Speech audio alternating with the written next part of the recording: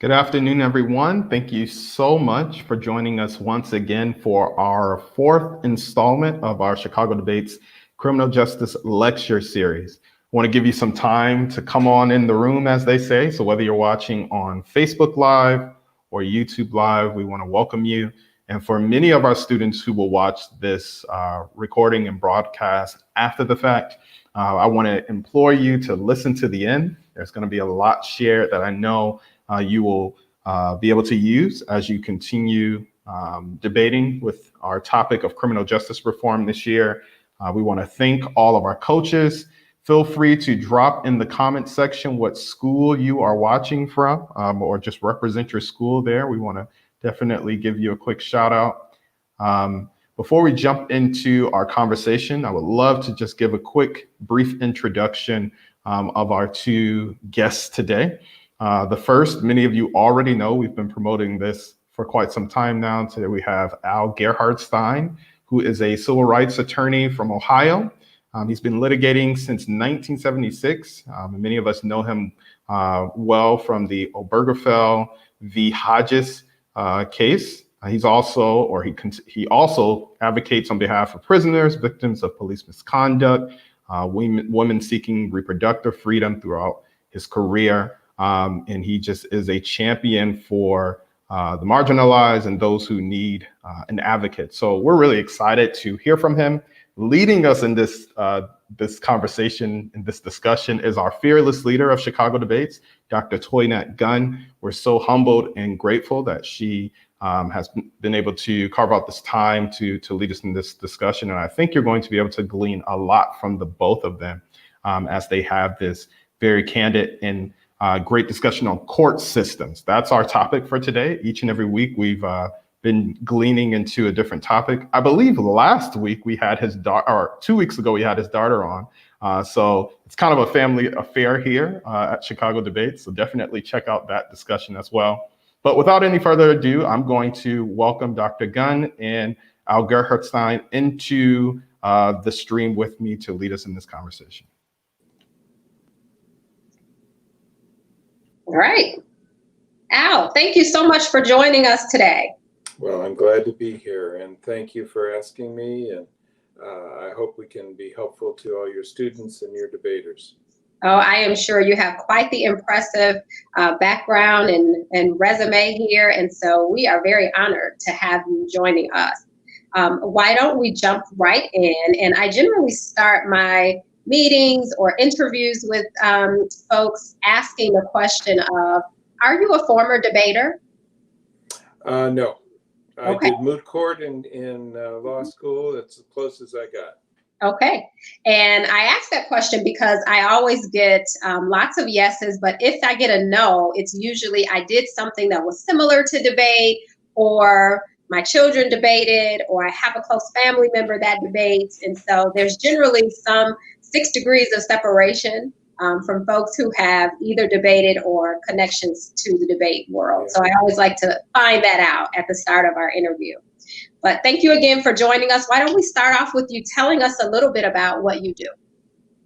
Well, I'm a private civil rights attorney, which means I take private clients, and I have been doing that for many decades. I work on behalf of many different types of marginalized people. I represent African Americans, I represent women, I represent people who are discriminated against because of sexual orientation. I do a lot of police misconduct work, people who've been abused by the police and people who've been abused in lockups. And my goal in doing this work is not simply to get full compensation for the wrongs that are done to my clients, but also to leave the defendants, the people we sue, better off for us having been involved in them. We seek lots of reforms, changes in policy, changes in training, always looking to improve the governmental system that's screwed up and hurt our clients. Yeah, and such critical work that is, for sure. There's a lot more change that needs to happen with all of those systems. You mentioned, I saw something online about your background, and there was an experience with your father when you were very young that really kind of, the way you described it, was very formative for you in really deciding on this path for your career. Can you tell us a little bit more about what really, took you into this path of civil rights attorney? Sure. I was very impressed by how hardworking my dad was. I was very impressed by how much he dedicated himself to a certain corporation that employed him, to the point where he would move our family. We set up on a chicken farm, and he ran this chicken farm. And after doing everything they asked him to do for 3 decades, they just kicked him out and told him that there was no more work for him. And of course, he needed the money. He needed to feed the family. And it was pure age discrimination. Even though they had orally promised to take him back to a prior job when they closed our chicken farm, they didn't do it, and they didn't care.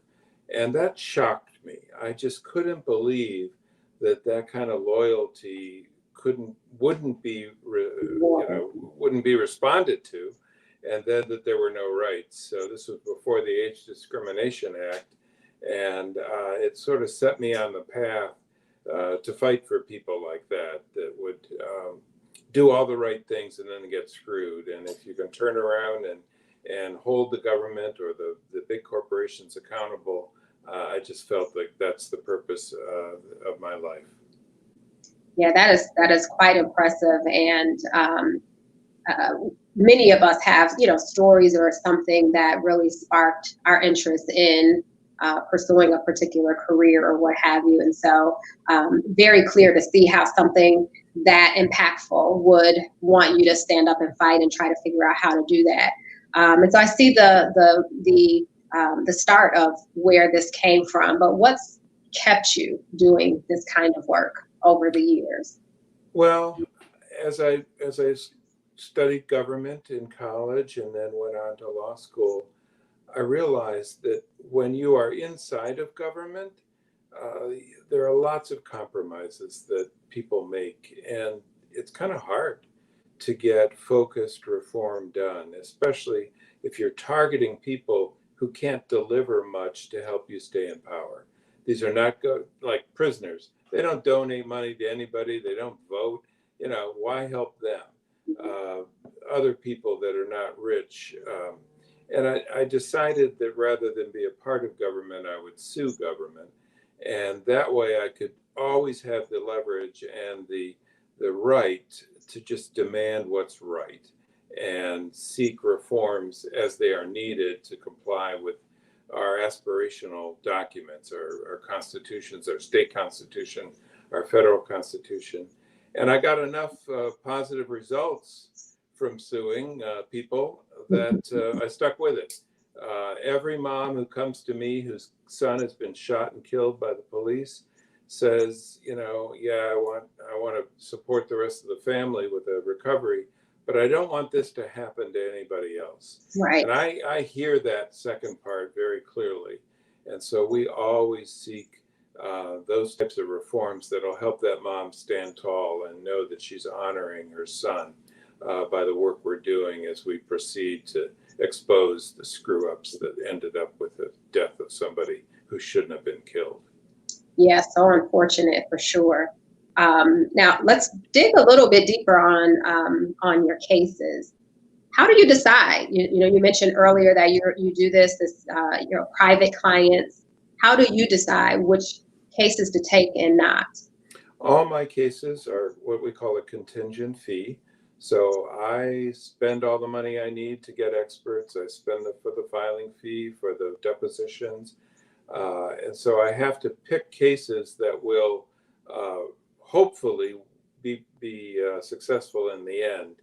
And I do that by studying the law very carefully as it applies to the facts, and then making sure I know the facts as much as I can before I sue.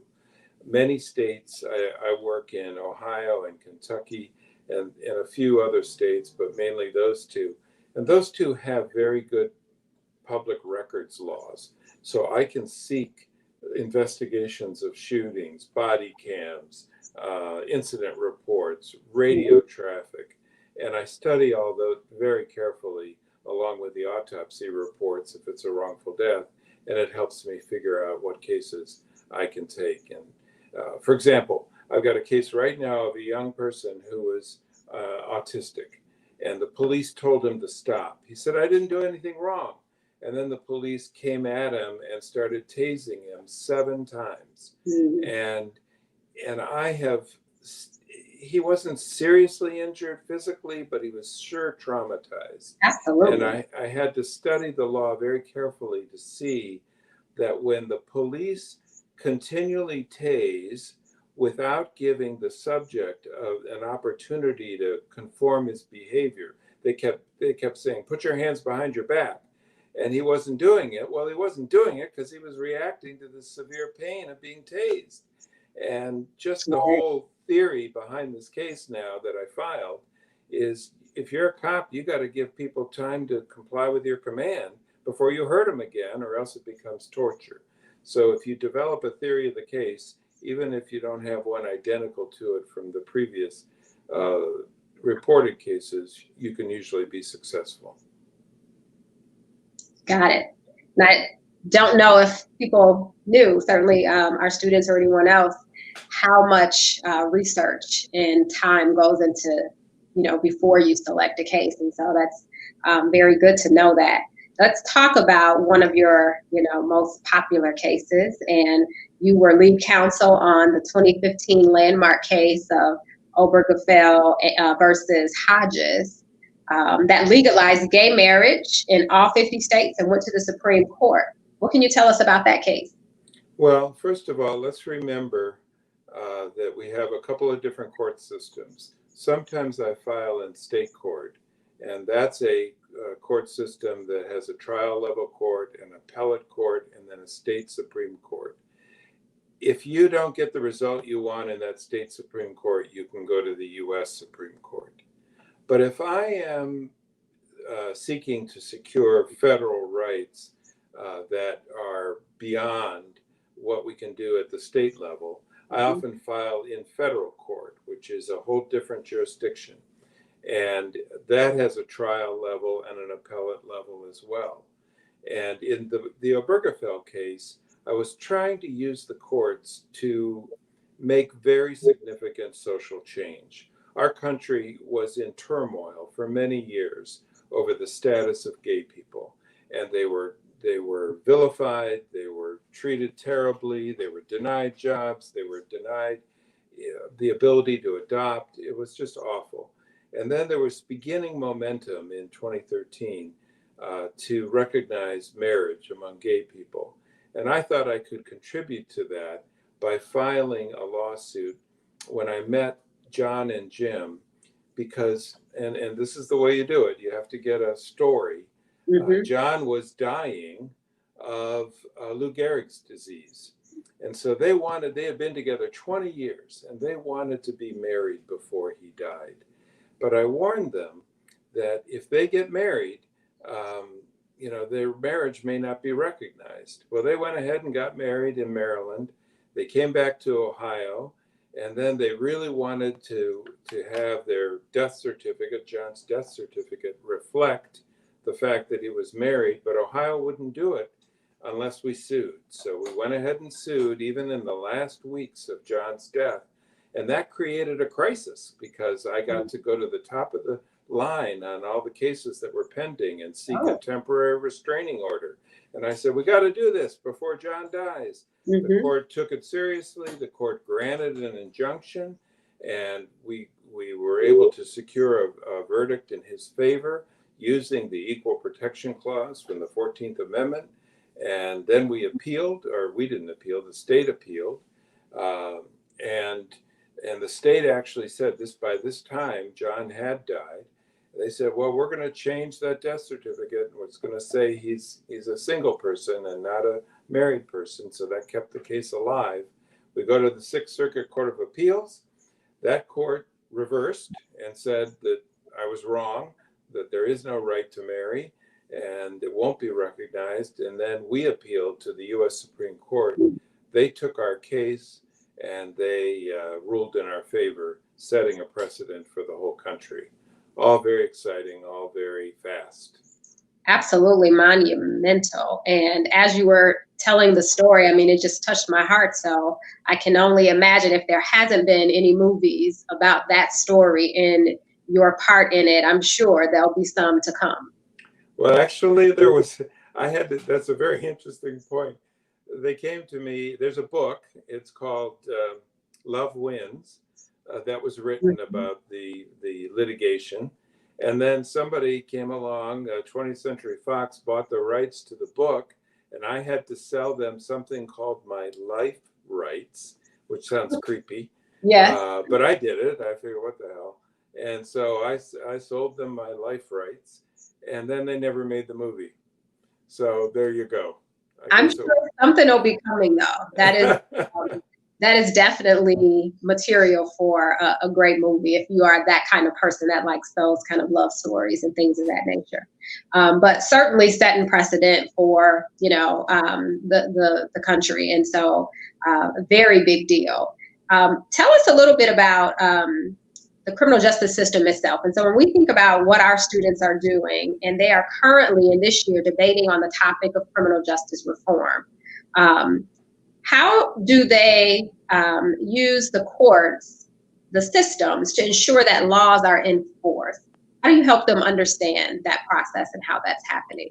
So, first of all, there are people like my daughter, who I think you've heard from, Jessica Gingold, who work as public defenders, and they enforce the Constitution as they defend people charged with crimes.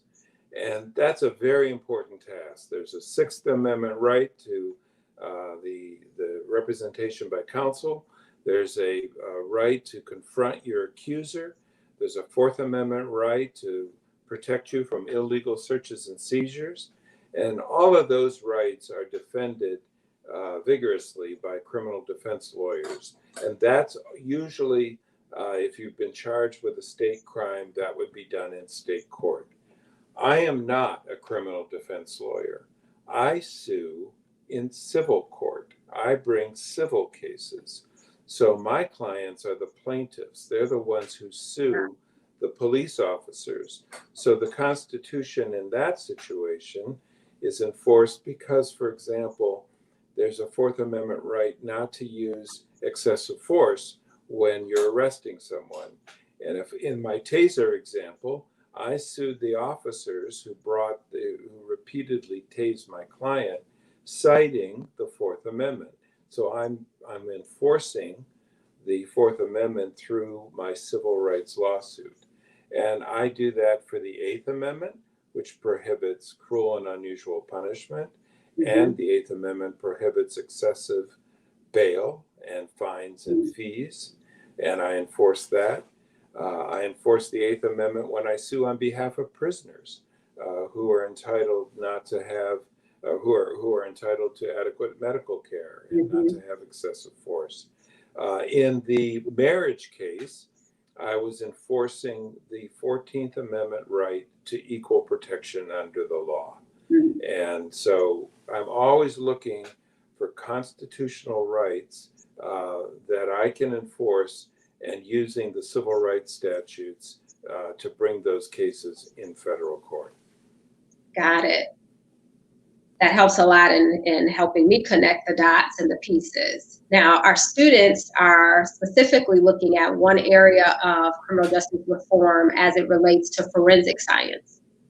How do court decisions affect forensic science procedures and policies? And is there reform necessary or needed right now in forensic science?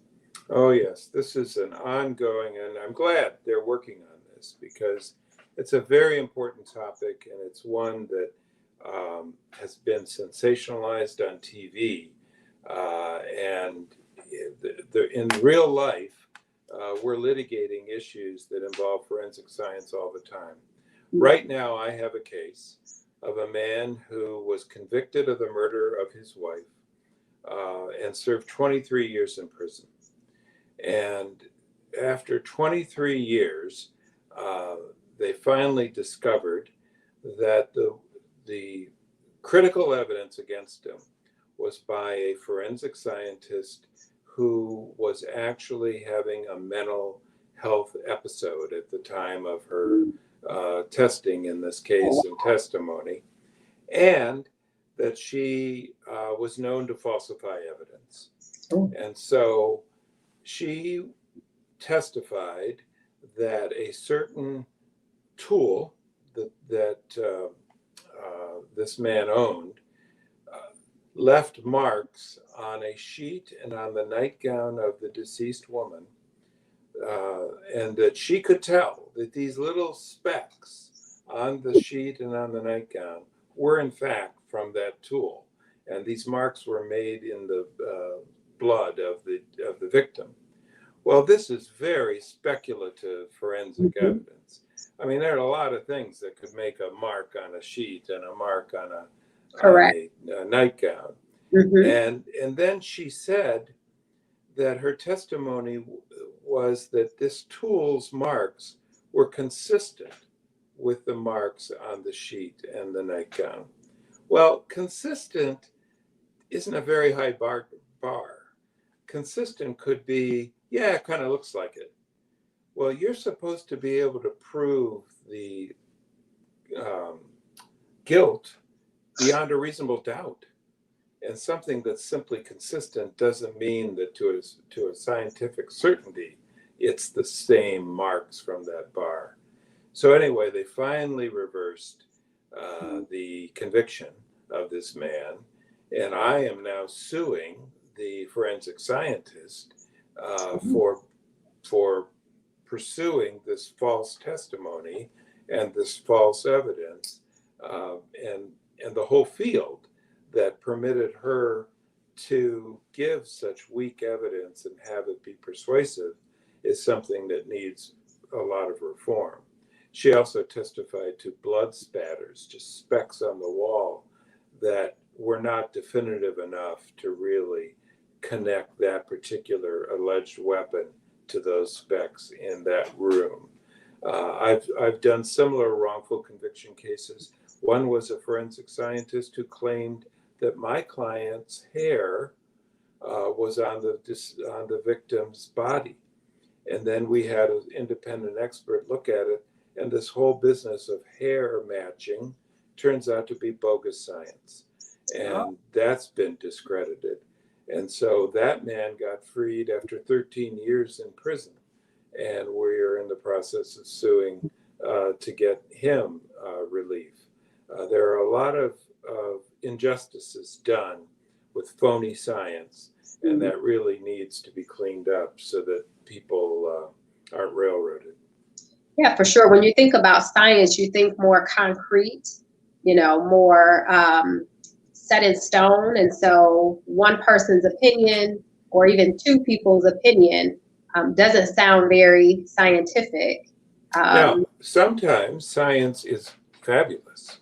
DNA evidence is very conclusive, and it does the job. And if we can get DNA evidence, if it convicts our clients, we're sunk. But if it actually vindicates our defense, then we're in good shape. We just did a case involving a man who said he didn't pull the trigger and shoot somebody, and the police hid the evidence we were seeking, which was the fact that there was a can, a pop can, a soda can, lying near the location where the shooter was. We never got the results of the DNA evidence on that soda can. Well, we finally got it, and it turns out that the DNA on the soda can came from a different person. It wasn't our client who had been allegedly the shooter. Our client gets acquitted, and now we've sued the city for hiding the DNA evidence on the soda can. So not only do we want forensic evidence to be accurate, we want it to be used properly and have the procedures in place so that it is transparent, that whenever it's collected, the results get shared both with the prosecution and the defense. A lot of work still needs to be done to make all that happen. Absolutely. I still struggle with, sometimes I get that you can get one person to go along with something that might not be right, but several people to follow along with that, to know that that pop can was there, and to just cover it up, knowing that it would convict an innocent person. That's always hard for me, a hard pill to swallow. And it's particularly challenging in the client community I work with. Low income, African American people that often have other criminal records. Right. Because the police in those situations will sort of justify it by saying, well, I'm sure he did something. Right. And that is intolerable. Yeah. I mean, everyone should be convicted for the crime that they're charged with, not because they happen to live in a high crime area. Absolutely. And that is something that lawyers work very vigilantly to insist that we take each case on its own and not convict people just because of the neighborhood they're from. Or their previous background. Right. Yeah. Right. Absolutely. So when we look at debate, and debate educates and empowers students to use their voice and to enact change, your career is a very strong example, a very strong model for them. What would you say to our students who might be trying to figure out just how to get things changed, whether it's in their school, whether it's in their community, whether they want to do something on a political policy level? Well, first of all, I think people need to look around them and independently decide what is right and wrong. Unfortunately, many of the things we come to live with on a daily basis are totally wrong. I mean, the income disparity that is all over our communities is wrong. The racial discrimination, the racism that pollutes many of our public decisions is wrong. So the challenge is to, if you're going to do reform work, is not to be seduced by the fact that, this, everybody's doing it. Yeah, everybody is doing some of these bad things, and we still got to make them different. We still have to change them. So the way to set on a course to do that is to really study our fundamental principles, learn the Constitution, learn our fundamental cases, our fundamental rights. If you're going to do debate, is a wonderful preparation for the law. The law does serve the powerful many times, but people like me use some of the same principles that keep the powerful in power and turn it against them, and make sure that we speak up for those who are on the margins. So you can do all that, but you got to do your homework. You got to read. You got to be a great writer and think creatively, and then use the power of stories. Most of my cases that are the most successful have a compelling narrative that make you want to rule in favor of my clients, and that's really helpful. And you know what? That's helpful whether you're in court or not. If you've got a good example of how that policy or procedure that you want to change, how it hurts somebody, lift that up and show people what you're talking about. Yeah, it's absolutely what they do in debate. They, lay out what the harms are with this particular situation. One last question for you before we wrap up, and it really has to do with the climate of the world today and all the civil unrest that's happening across the world and protests demanding change. What are your thoughts about our future and responses to the demands for change? Well, I'm actually very hopeful, but let me tell you what we did in Cincinnati. As people poured into the streets, we didn't let all that great energy and all those arguments for change just get lost in the air. We actually had people walking through the crowds, signing up people to join the Cincinnati Black United Front, which is my client. And we got hundreds of new members to the Cincinnati Black United Front. Now, with those members, every Friday, in fact, in a few minutes, we're going to have our weekly meeting, and we are teaching all the reforms, all the police reforms we've already done in Cincinnati to all these new people that are demanding change, just to make sure they know what we've already accomplished. And then we have about 10 different topics that all these folks that want to see things done differently are signed up to work on, so that they can go to city council, they can go and to their schools. Like some of them want to get the school resources officers out, others want to get the 911 calls sent to people other than the police. You know, there's a whole bunch of different issues. All those young people are now channeling that energy into learning the background on the topic and then advocating for change. So you never have to feel that all you can do is scream about it. There's always room for constructive action. And that's what we're doing locally. That's great. I love hearing about those solution-focused teams, and a great nugget of, advice for our students and even the adults that are listening, and that, we don't have to be bystanders here, that we can take an active approach to helping to solve these problems. But to your point, we have to make sure we are well read and we have the information to support our demands for change.